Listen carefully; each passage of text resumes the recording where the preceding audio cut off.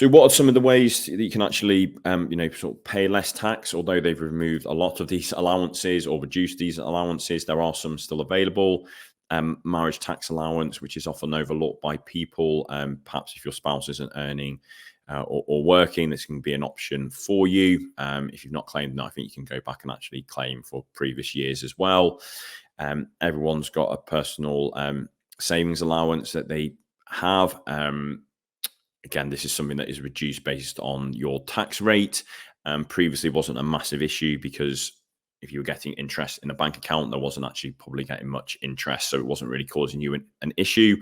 With the interest rates the way that they are, with them being higher, then it's potentially that you obviously start paying tax on things that are held in sort of normal kind of current accounts. So definitely something to consider whether there would be a more suitable avenue if you're holding money in cash because of the changes. Saving rate band apply to a lot of people, but it's another allowance that's available. Everyone gets an ISA allowance each year. We've got the dividend allowance, we've got the capital gains tax allowance, and the pension annual allowance as well. Obviously, a lot of these have been reduced, dividends and capital gains taxes, especially, but the pension allowance has gone up.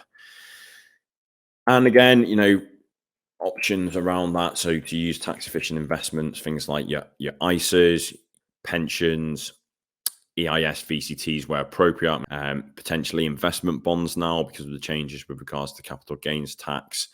It may be that investment bonds become more suitable if you're holding, assets or have investments. For example, an offshore bond, you don't pay any tax within the bond. Onshore, you're paying tax within it, but potentially when you come to make a gain on it, you might be paying less tax. So for most people, it's still probably going to be, investment accounts and using your capital gains tax allowance, but it's definitely another consideration and something that should be looked at. If you're holding significant assets, investment bonds have maybe come more into play because of the changes than they had been previously.